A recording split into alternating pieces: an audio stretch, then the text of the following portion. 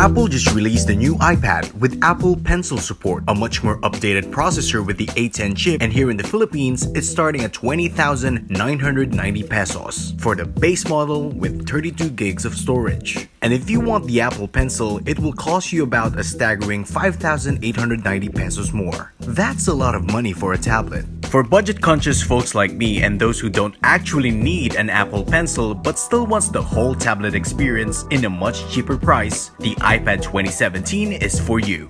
My name is Angelo and this is the iPad 2017 review. Since you're watching this, let's define a tablet while we're on the subject. Tablets.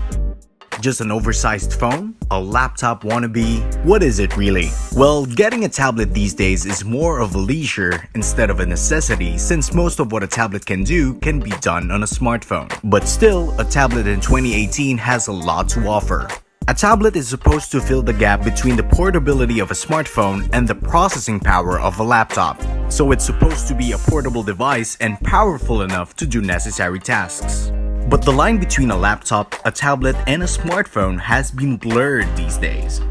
But if you want that pure tablet experience and you just want to have a tablet for its portability and of course binge watching Netflix and YouTube, well, get this one.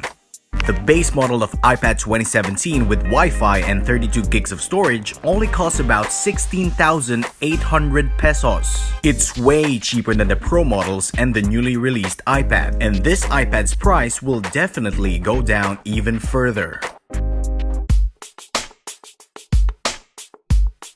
Basically, there's nothing new about the design on this iPad.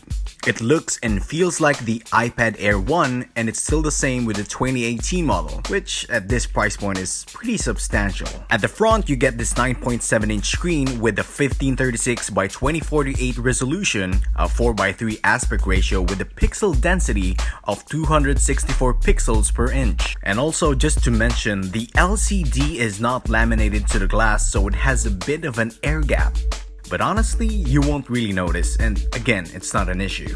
Bezels are not the thinnest, and that's fine since it's a tablet. It also has a fingerprint sensor, which makes it very convenient. It's not the fastest fingerprint sensor, but it's fine. You also get the front-facing camera for FaceTime and video call, and also good for selfies if you're into that. And the rear-facing camera, which shoots decent photos. It has 8 megapixels that can shoot 1080p video. But I don't recommend you shooting with this because it looks awkward. You get the volume buttons on the side, clicky and feels nice. You get the power button up top, a microphone, and a headphone jack, a feature we definitely want to see in more devices. At the bottom, you'll find your dual stereo speakers and your lightning port. Its aluminum design feels sturdy, though a hair thicker than the iPad Air 2, but you know, who cares? This design is still top-notch.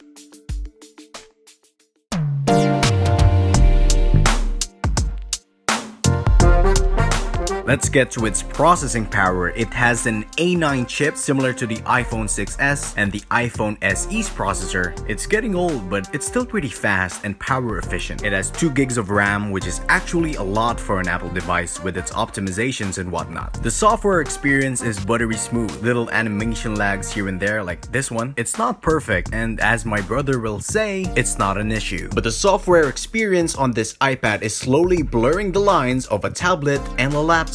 Productivity. You can actually do a lot more on this iPad on what you will usually do with a laptop, thanks to iOS 11. On iOS 11, there's this dock, kind of similar to what Mac users have. It can be summoned anywhere by just swiping up. It gives you access to your dock apps and recently opened apps. This dock is pretty convenient and won't require you to press the home button just to get to another app. Finally, a decent split screen view.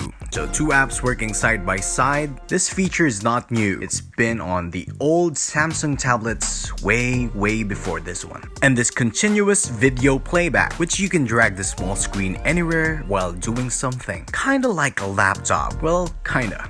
Battery. For most devices, the battery life is the weak point. But not on this one. Battery life on this iPad is claimed to be 10 hours, and that's about right. Its battery performance is outstanding even with a lot of apps open and a lot of video and audio streaming. And if you casually use it a few times a day, you don't even need to charge it as often. Standby time is excellent. If you leave it at 100%, you'll get 100% when you get back to it. Overall, the experience on using this device is nothing groundbreaking, but iOS 11 gave new life to this tablet and made it more than just an oversized iPhone. It's actually being close to be a laptop replacement for a lot of people who don't really need too much power at a good cost. It's a more portable device, and to be honest, I'd rather bring this around town than a laptop, since this one only weighs less than 500 grams. The question is, should you get this device? If you need the ultimate processing power of a laptop, well, just get a laptop. If you want the top tier specs and up-to-date features for a tablet,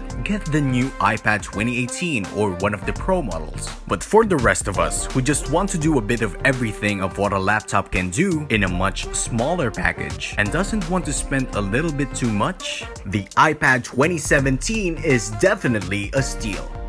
Thanks for watching guys, subscribe to the channel and thanks for listening. This has been Angelo. Hanggang sa muli. Paalam!